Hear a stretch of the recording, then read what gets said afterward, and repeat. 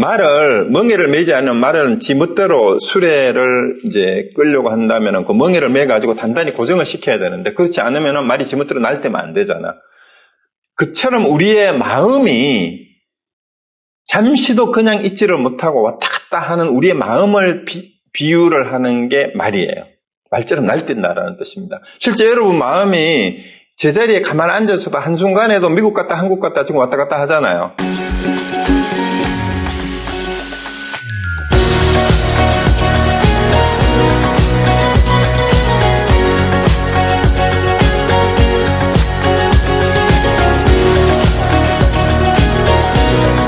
그래서 이 고행을 한다고 결국은 죽어갈 뿐, 이게 궁극적인 깨달음을 얻는 건 아니구나. 그래서 고행을 포기를 하고 이미 이때 중도는 아는 거예요.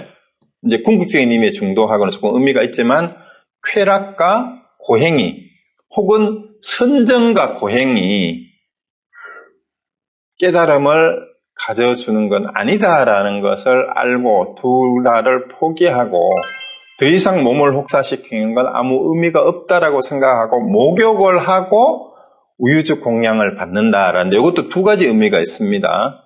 자, 목욕과 공양을 받는다라는 것은 고행 수행의 포기를 하는 것을 의미해요. 목욕이 왜 그래요?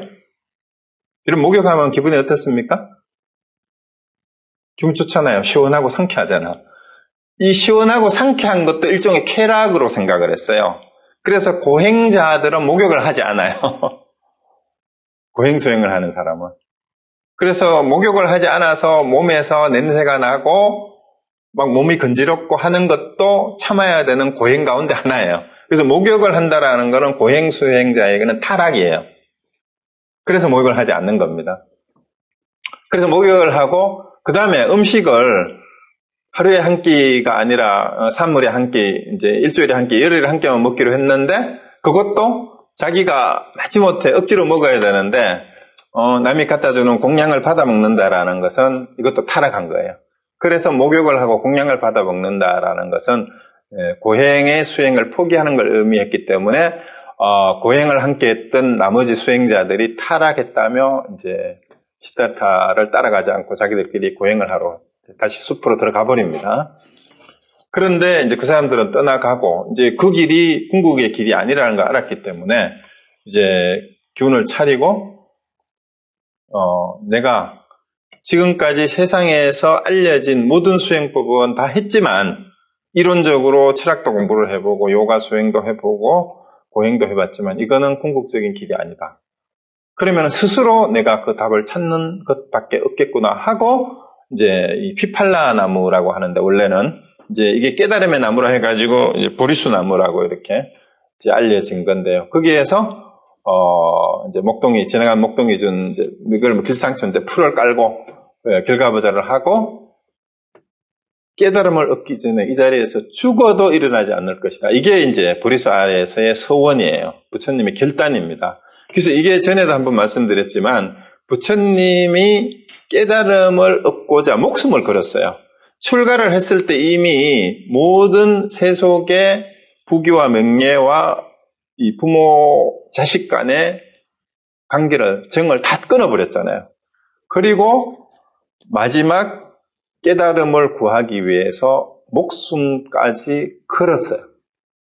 죽기 전에는 절대로 여기서 일어나지 않으리라 하고 이제 보리수 아래에 명상에 들어간 거죠. 이렇게 해서 이제 명상에 잠겨 있는데 이 또 악마가 또 나타나요. 명상에 잠겨 있는 동안에 마음 가슴에 와가지고 온갖 회유와 협박과 유혹을 하는데, 이제 어떻게 하느냐 하면은 처음에는 와가지고 유혹을 하는 게 다시 또 와서 이제 전륜송황이 되도록 해주겠다 하고 이제 도와줍니다. 얘기를 해요. 그래도 말을 안 들으니까 나중에는 막 군사를 또 이끌고 와가지고 위협을 해요. 너 그냥 여기서 죽여버리겠다, 말 안 들으면은. 그런데도 그 위협에도 굴하지 않고, 이게 이제 회유를 해도 안 되고 구벌줘도 안 되니까 또 하는 방법이 하나 더 있죠. 미인계를 써요. 그래가지고 딸내미들을 미녀로 둔갑을 시켜가지고 미인계를 써가지고 아주 이쁜 여자들을 또 보내가지고 유혹을 합니다. 그런데도 넘어가지 않아요. 그래서 악마를 물려쳤다라는 얘기가 이제 악마 유혹을 물려쳤다는 얘기죠. 그래서 그래서 결국은 부처님이 지난 생에 이제 전생담을 보면은 여러 가지 이제 이 땅에 부처로 오기 위해서 우리 앞 시간 2-3시간 전에 했던 설산동자로 살아갈 때 개송을 재행무상시 생멸법 다음에 있는 이제 개송을 듣기 위해서 몸을 던졌다라는 그런 얘기나 그 외에 뭐 전생에 어떤 부처님이 살 때에 부처님이 지나가도록 머리를 이렇게 풀어가지고 밟고 지나가게 해줬다라든가 뭐 여러 가지 이 선업이 있죠, 그죠? 이것을 이제 돼지가 증명해줬다 해가지고 이제 악마의 항복을 받고 그게 항마예요. 그 땅을 가리킨다라고 하는 게 이제 항마 촉지인이라는 게 부처님이 이렇게 앉아가지고 한쪽 손을 무릎에 이렇게 손가락을 땅을 향하는 그게 항마 촉지인이에요. 그래서 이게 이제 상징적인 게 있는데 그 수화 항마라는 말은 보리수 아래에서 악마를 항복받다라는 그런 뜻입니다. 그 악마의 유혹을 물리친 거예요. 역시 다시 한번 나오죠. 그리고 앞에서도 말의 유혹이 전륜송황이 되게 해주겠다라고 하는 게 세속에 남아있는 미련으로서의 권력욕이라면 여기에서 온갖 게 다 나왔잖아요. 다시 한번 전륜성왕의 유혹, 그 다음에 많은 군사들을 데리고 와가지고 네가 왕이 되도록 보필해주겠다가 했다가 말을 안 들으니까 공격을 했어요. 협박을 했어요. 그것도 안 되니까 다시 딸들을 또 이제 아주 이제 선녀처럼 꾸며가지고 미인처럼 해가지고 보내가지고 또 성적으로 유혹을 했어요.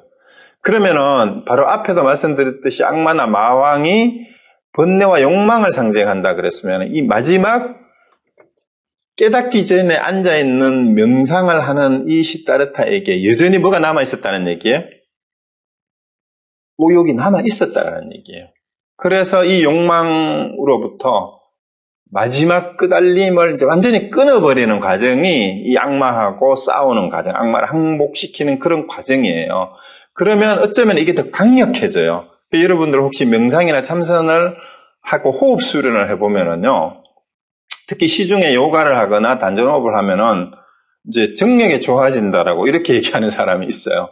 그리고 실제로 이제 호흡 수련이나 이런 걸 하다가 보면은 성욕이 더 강해지는 때가 있어요. 이제 그런 것들이 뭐냐 하면은 우리 인간의 내면의 욕망이 더 날카로워지는 거예요. 명상을 하는 과정에서. 그래서 그 권력욕이나 명예욕이나 재물욕이라든가 그 외에 이제 수면욕, 식욕, 성욕 같은 것들이 더 강하게 돼요. 이게 막 앉아 있어 보면 배도 더 빨리 고프고 그렇게 되는 거죠. 졸음도 더 많이 오고.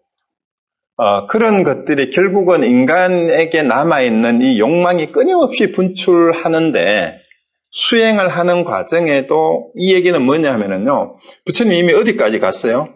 요가 수행을 통해서 요가 수행의 최고 단계인 무색계 사선정을 다 경험을 했잖아요. 그까지 수준이 됐다 하더라도 오욕이 다 다스려지지 않는다는 얘기예요. 완전히 멸진정이 되기 전까지는. 그 얘기가 이 악마의 유혹이다라고 할 수가 있습니다. 그래서 수행하는 과정에 그래서 우리가 스님들이든 수행을 한다라면서 사이비 도사가 되고 성직자들 가운데에 오히려 주색잡기를 뒤로 더 많이 하는 사람들이 있는데 그 사람들이 오히려 그 욕망이 더 강해져서 그래요. 이런 과정에서.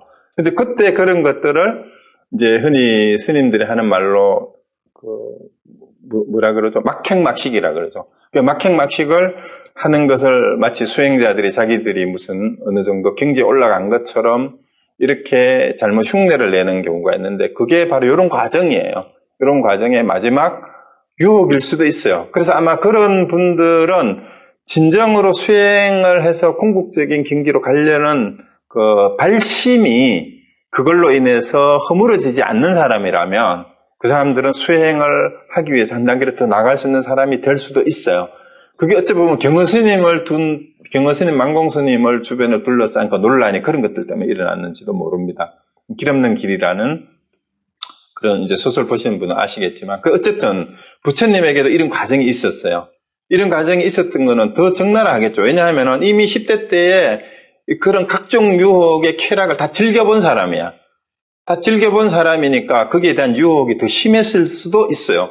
권력도 마음대로 누릴 때는 누려봤죠. 성욕도 누릴 때는 누려봤으니까 그냥 정말로 동정출가를 했으면 오히려 그걸 모르니까 넘어갔을 수도 있어요. 이걸 알기 때문에 욕망이 더 강해지는 것일 수도 있습니다. 어쩌면은 우리가 이제 속된 말로 이제 이 부처님 말씀을 하는데 이런 얘기 하는 게 좀 안 됐지만 고기도 먹어본 놈이 맛을 안다고 그 욕망이 더 강할 수도 있어요. 근데 이 얘기는 실제 우리가 대부분이 나이가 많고 세상에서 생활을 하기 때문에 왜 세속 생활을 하면서 수행을 하기가 어렵고 또 수행을 할수록 강한 욕망이 한쪽에서 또 반대로 또 생기는가 하는 것을 여러분이 이제 참고로 하시라고 제가 노골적으로 말씀을 드리는 거예요. 또 그럴 수 있어요. 그러면은 그럴 때 내 욕망이 일어나는구나, 욕망이 더 치성해 주는구나 하는 걸 지켜보면서 그거를 명상을 할 수 있어야 됩니다. 위파사나가 다른 게 아니고 무슨 생각이 일어나든 내한테 차가운 느낌이 일어났다, 뜨거운 느낌이 일어났다, 욕정이 일어났다라는 걸 아는 거잖아요. 알고 살피고 지켜보면 그 욕망이 뿌리가 없음을 알아요. 근본이 없는 나의 허망한 생각인 줄 알게 되면 거기로부터 벗어날 수가 있는 겁니다. 그래서 어쩌면은 보리수 아래에 앉았던 시달타 왕자도 49일 동안에 마지막 남아있던 이러한 온갖 욕망들이 다 뒤집고 올라온 거예요. 그러니까 이것을 떨쳐내는 과정이 이제 악마를 항복시켰다라고까지 얘기하는 이유가 옛날 그 부처님뿐만 아니라 부처님 제자들 가운데도 이걸 알고 이렇게 얘기를 한 거예요. 오죽하면 수화악마라는 말을 이제 교리에서 이렇게 했던 것도 욕망을 다스리기가 얼마나 힘드냐. 결국은 최고의 경지에 가기 전까지도 궁극적인 욕망이 이렇게 강하게 꿈틀댄다. 그래서 끝까지 항복을 시켜야 된다라는 그 얘기일 수 있습니다. 그리고 이제 드디어 깨달음을 얻게 됩니다. 악마의 항복을 물리치고, 악마의 유혹과 협박을 물리치고, 이제, 깨달았는데 뭘 깨달았느냐 하면은, 흔히 하는 말로 연기법을 깨달았다라고 얘기를 해요. 그러니까, 연기법이 뭐예요? 우리가 근본 무명으로 인해서 생로병사에 그 우비 고뇌가 있다라는 것을 깨달았다라는 게 이제 12연기법에서 얘기하는 내용이잖아요. 그래서 결국은 이제 생로병사가 왜 생겼느냐? 부처님의 출가의 의문이 그거였잖아요. 왜 어디서 와서 어디로 가는가? 왜 인간은 태어나서 늙고 병들어 죽어야 하는가? 그걸 끊임없이 생사윤회를 계속 해야 되는가? 그리고 그때 당시에 유행하던 그 업설에 의하면 자인화교나 브라만교의 업설에 의하면은 이거 벗어날 수가 없는 거예요. 정말 여기서 벗어날 수 없느냐? 그거를 고민하면서 출가해서 고행을 하다가 드디어 모든 생명들의 근본 무명으로 인해서 이제 무명행식 해가지고 이게 생로병사 우비고뇌가 생긴다라는 거를 깨달았는데 이것을 연기법이라 하고 위없고 바르고 평등한 깨달음, 즉 안욕따라 삼맥삼불이 무상정등정각 그 없이 위급 최고라는 말이죠. 무상이라는 말은. 그리고 아주 바르고 비교할 데가 없는 바른 깨달음. 그게 이제 부처님의 깨달음이다. 흔히 그렇게 얘기를 합니다. 그래서 연기법은 결국은 모든 존재가 인연생기의 준말이에요. 인연에 의해서 생겨날 뿐이다. 홀로 이 세상에 존재할 수 있는 것은 없다라는 거예요. 그래서 이 연기를 어떻게 이해하느냐가 결국은 교리의 해석이 달라져요. 그래서 뭐 억감연기니, 삼세 양중인간이, 그 다음에 뭐 이제 하음연기니 이렇게 해가지고, 그 다음에 그 중론에서 말하는 이제 팔상 중도에서 말하는 연기. 이게 사실 다 달라요. 조금이 달라집니다. 그래서 연기법을 정확하게 이해하면은 초기 경전에서 말하는 연기법하고, 그 다음에 부파불교에서 말하는 억감연기, 그 다음에 반야사상에서 말하는 이제 팔상중도에서 설하는 그 중론에 특히 용수가 말하는 그 연기, 그 다음에 함사상으로 가가지고 하음연기가 다 다릅니다.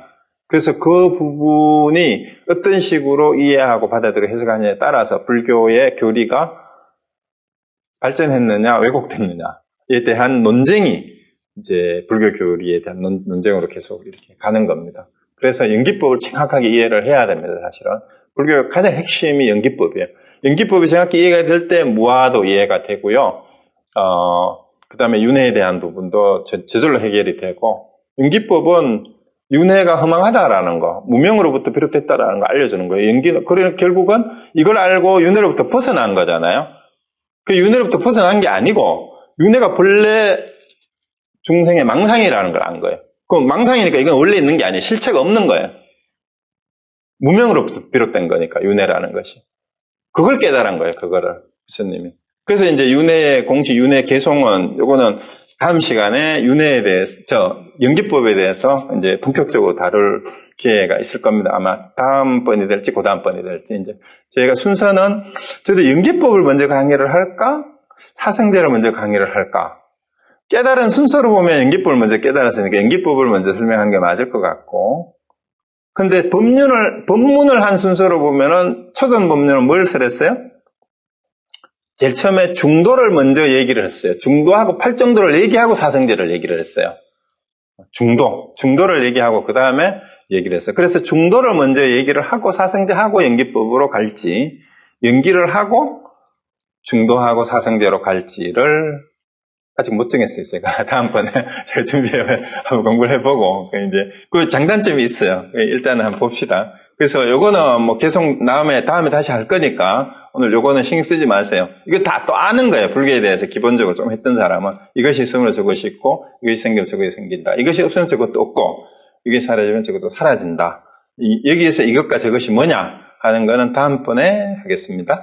자, 그래서 이제 이것을 깨닫고 나서 이제 7일 동안의 법열에 잠겨 있었대요. 이 깨달음의 기쁨이 더할 나위 없이 더한 기쁨, 기쁠 열자를 썼잖아요. 왜냐하면은 이 태어나서 그렇게 고민하고 왕위도 버리고 처자식도 버리고 온갖 고행을 다 하면서 얻고자 했던 그 답을 얻은 거예요. 그러니까 얼마나 기쁘겠어요. 그 6년 동안 제대로 밥도 먹지 못하고 앉아 있었는데 뭐 일주일 동안 뭐 아무것도 안 먹어도 저절로 그냥 확 지나가죠. 얼마나 기쁜 시간, 기쁘겠어요. 근데 이 기쁨과 함께 무슨 생각이 드냐 하면은 아직도 이 깨달음의 기쁨을 알지 못하는 많은 중생들, 누가 먼저 생각났겠어요? 며칠 전까지만 해도 같이 고행을 하던 자기 친구들, 그리고 수많은 습속에 출가 고행하는 수행자들, 그 다음에 고행은 아니지만 명상을 통해서 궁극적인 해탈을 한다고 했던 자기가 경험했던 두 사람, 스승들, 이런 사람들이 다 생각이 나는 거예요. 그런데 내가 깨달은 이 얘기를 이분들에게, 이 사람들에게 전하면은 과연 이해를 할까? 도저히 이해를 못할 거다. 누가 이 소식을 알 것인가? 그러니까 나 혼자 알고 오히려 얘기하면 헷갈려가지고 사람들을 더 혼란스러워질지도 모르겠고 나를 미친놈이라고 잡아 죽이려고 할지도 모르겠고 그래서 이건 도저히 인간이 알아들을 수 있는 경지가 아니다. 그래서 나 혼자 깨달았으니까 됐다라고 설법을 안 하려고 했는데 이제 제석천왕이 범천이죠. 와가지고 고통받는 중생들로부터 생로병사의 고통이죠. 거기서부터 벗어나게 해줘야 되지 않겠느냐. 어떻게 당신이 이런 어렵게 얻은 이 깨달음을 중생들을 구제하기 위해서 전해야 되지 않겠느냐라고 3번이나 간절하게 청원을 했대요. 그래서 3번을 청하자 그래서 설법을 결심하고 교화를 선언을 했다 그럽니다. 그래서 법문을 들을 때는 3번 청해야 됩니다. 3번을 간절하게 청, 그것도 진심으로. 그래서 한 번 청했을 때 아이 됐어 몰라 아는 게 없어 그래도 아닙니다. 또 청하고 그래도 또 그러거든. 또 3번째 또 청하면 3번을 청하면은 정말 이 사람이 진심인가를 보는 거죠. 그래서 이제 감로의 법문을 연하니 귀 있는 자는 들어라. 낡은 믿음은 버리고 이렇게 교화를 선언했다 그러죠. 그러고 그러면은 이 법문을 누구에게 가장 먼저 전할까 하니까 제일 먼저 떠오른 사람이 바로 두 스승이었어요. 근데 이미 이때 신통력도 다 열려가지고 딱 앉아서 신통력으로 천안통으로 보니까 이 두 분이 연세가 드셔서 벌써 돌아가셨어. 그래서 안타깝다. 그분들이면은 조금만 내 말만 들었으면은 됐을 텐데 하고 이제 돌아가셔 버렸고. 그 다음에 생각나는 게 마지막까지 이제 고행 수행을 같이 했던 5명의 비구입니다. 그래서 이 사람들의 생각이 나서 이제 이 고행자들이 있는 녹야원으로 찾아가가지고 이제 뭐 찾아가니까 뭐 그런 얘기는 다 알잖아요. 저 타락한 자여, 우리에게 가까이 오지 마라. 뭐 이렇게 얘기를 하니까, 그리고 그래도 계속 걸어가니까 가까이 와보니까 벌써 위가 다르거든. 눈이 빛나고 온몸에 광채가 나고 부처님이 말하는 이 뒤에 이게 후광도 있고 이러니까 저절로 위압이 돼가지고 할 말을 잊어버리고 벗이여 하니까 부처님 그러잖아. 이제 나는 여러분들이 부시라고 부르면 안 된다. 나는 깨달은 붓다이니라 하고 이제 붓다라고 불러라라고 얘기를 하는 거예요. 그렇게 해서 그 위를 보고 완전히 이제 딱 벌써 뭔가 다른 일이 있었구나 하는 걸 딱 눈치를 채고 그러면 붓다시여, 도대체 무슨 일이 있었는 거다. 이러니까 이제 들어라 해가지고 쾌락과 선정이나 고행은 궁극적인 일반을 가져다 주는 길이 아니다. 그래서 바른 수행을 중도로서 수행을 해야 된다 해가지고 8정도를 먼저 얘기를 했어요. 중도는 곧 8정도다라고 얘기를 하고, 여기에 대해서도 이제 논쟁이 되는 게 있어요. 중도가 뭐냐? 뭐 금은거 줄을 느슨하거나 평평하지 않고 하는 그게 중도냐? 그건 아니다. 이런 얘기가 있는데, 이제 그 얘기도 다음 시간에. 아주 중요해요, 그게. 중도를 잘못 이해하고 있는 분이 굉장히 많습니다. 근데 어쨌든 경전에는 중도란 곧 8정도다라는 언급이 직접적으로 있어요. 그리고 8정도에 대해서도 그럼 깨닫기 전에 하는 게 8정도냐? 깨닫기 위한 수단이냐? 아니면은 왜 고집멸도 순서대로 꼭 순서대로 해야 된다라고 얘기했냐? 순서대로 해야 된다라고 얘기하면 말이 안 맞아요. 열반에 들기 위한 방법이 8정도라면은 순서대로 하면 앞뒤가 안 맞잖아. 고집 도멸해야지. 그래서 여기에서 논란이 있습니다. 왜 그런지 이 얘기는 이제 8정도 할 때 할 거예요. 사성제 할 때. 이 부분에 대한 정리가 제대로 돼야, 우리는 흔히 이제 기초교리 공부하면 불교를 다 안다면서 불교 기초교리 그래봐야 삼법인 사성제, 12연계 그게 다지 뭐. 그 사성제 하면 고집멸도고. 이거는 아는 게 아니에요. 그게 아는 게 아니고 중도가 뭔지 정확히 알아야 되고 8정도가 뭔지, 8정도가 멸보다 앞이냐 뒤냐, 왜 그런 논쟁이 나오느냐 이런 것들을 이해를 하셔야 제 사성제에 대한 이해도 바르게 되는 거고, 그 다음에 12연기법에서 이것이 과연 삼법인이나 사성제하고 어떻게 연결이 되는지 정확한 그 내용을 이해를 하셔야 삼법인도 제대로 이해하게 되는 거니까, 이제 그 부분이 이제 본격적으로 이제 다음 강의부터 이루어질 거예요. 그래서 이때부터 이제 불로성 삼보가 형성이 된 거예요. 법문을 듣고 오비구가 기의를 하면서 부처가 있고, 부처님의 법문이 있고, 가르침이 있고, 최초의 성단이 오비구를 통해서 오비구와 부처님하고 6명이 이제 성단이 형성되는 거죠. 그러고 나서 이제 그 전도 선언을 하게 된 것은 이제 8정도하고 초전법륜은 다음 시간에 하겠습니다. 이제 그 야사라는 이 오비구 말고 처음으로 부처님의 법문을 듣고 출가한 첫 번째 출가자가 야사라는 청년이 있어요.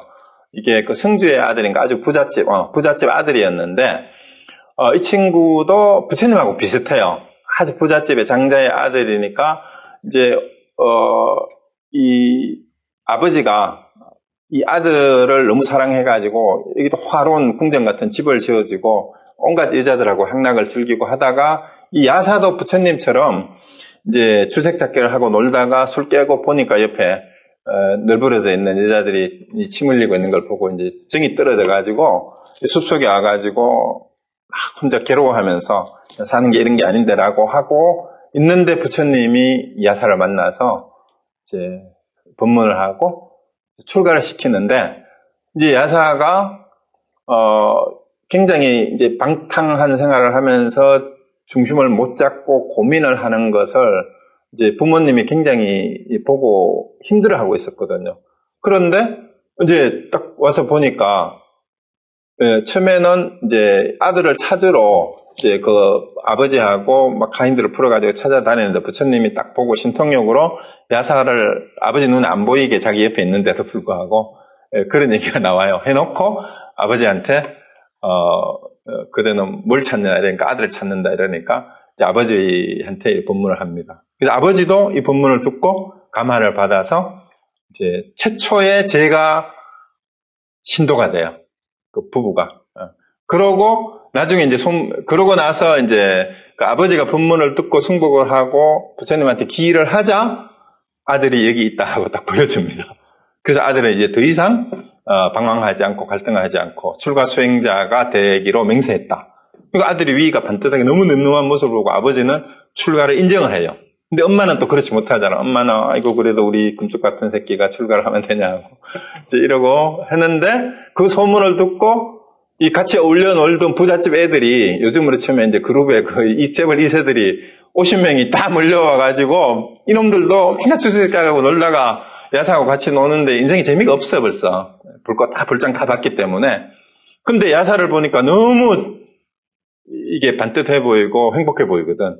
그래서 야 너 무슨 일이냐 하니까 부처님을 만나서 이렇게 해가지고 이렇게 깨달아서 나 출가 수행자로 살기로 했다 그러니까 얘들도 전부 다 우리도 다 출가하자 이래가지고 50명이 다 출가를 해버려요. 이렇게 해가지고 이제 이 친구들하고 이제 원래 5명하고 뭐 이렇게 해서 아라한이 다 깨달아요 바로. 그러니까 이 똑똑했던 친구들이 원래 세속에서 부잣집 아들이라는 거는 다르게 얘기하면 귀족의 자제들로서 세속에서 받을 수 있는 교육은 다 받은 거예요. 그러니까 머리가 좋은 거지. 그러니까 부처님이 얘기하는 거 딱 알아듣고 다 출가해버립니다. 그러고 이제 61명이 해탈을 다 해버려요. 그러니까 아라한이 다 돼버렸어요. 그때 이제 부처님이 자신이 생긴 거야. 이제 61명의 아라한이 생겼으니까 비구들이요. 나는 하늘과 인간의 모든 그물을 벗어났다. 그대들도 천신과 인간의 모든 그물을 벗어났다. 비구들이여 길을 떠나라. 여러 사람들의 이익과 안락을 위하여 세상을 동정하여 인간과 천신의 이익과 안락을 위하여 길을 떠나라. 두 사람이 한 길을 가지 마라. 비구들이여 처음도 좋고 중간도 좋고 끝도 좋은 그게 멋있죠. 처음도 좋고 중간도 좋고 끝도 좋고 의미와 문장을 갖춘 그런 법을 설하라. 아주 원만하고 청정한 행을 드러내 보여라. 세상에는 마음의 먼지와 때가 적은 자도 있다는 거예요. 그러니까 덜 타락하고 때가 덜 묻은 사람들인데 그런 사람이 교화가 가능하다는 거예요. 우리 이제 연꽃에 비유하면은 연꽃이 물속에 잠긴 연꽃, 이미 막 올라올락 말락하는 연꽃, 완전히 올라온 연꽃인데 우리 교화 대상은 누구예요? 올라올락 말락하는 이 연꽃 같은 그런 사람들.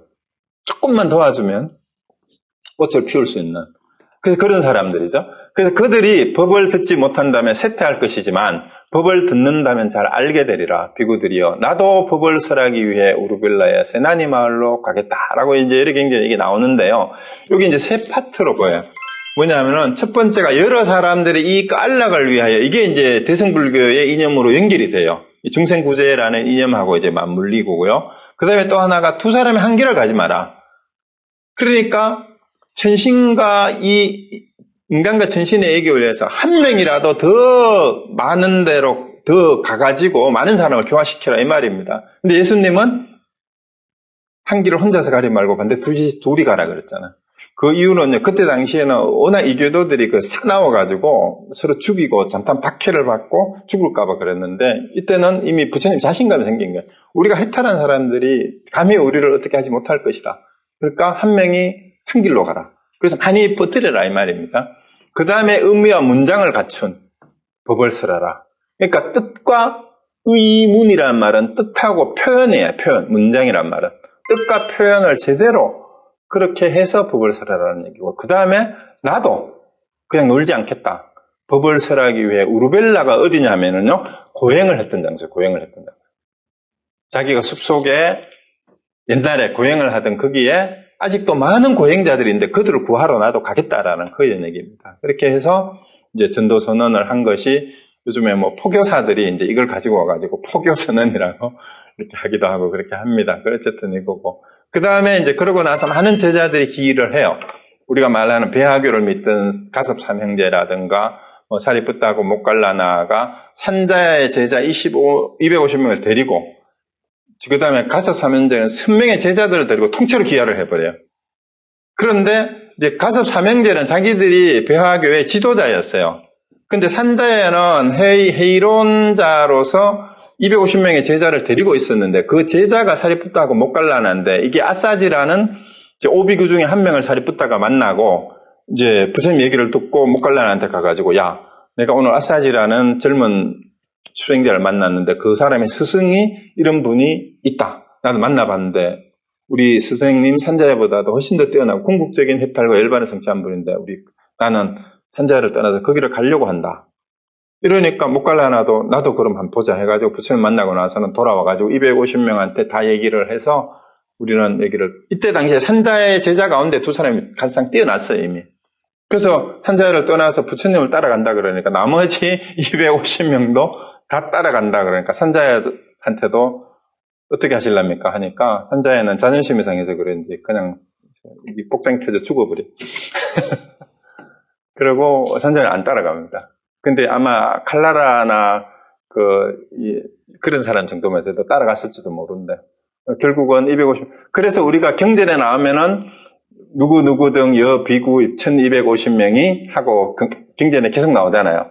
이 1250명의 비구가 바로 이 사람들이에요. 이 사람들. 그래서 비구니 교단이 이제 나중에 이제 이모하고 이제 석가족 여인들이 자기 부인도 출가해요. 야스다라 부인도.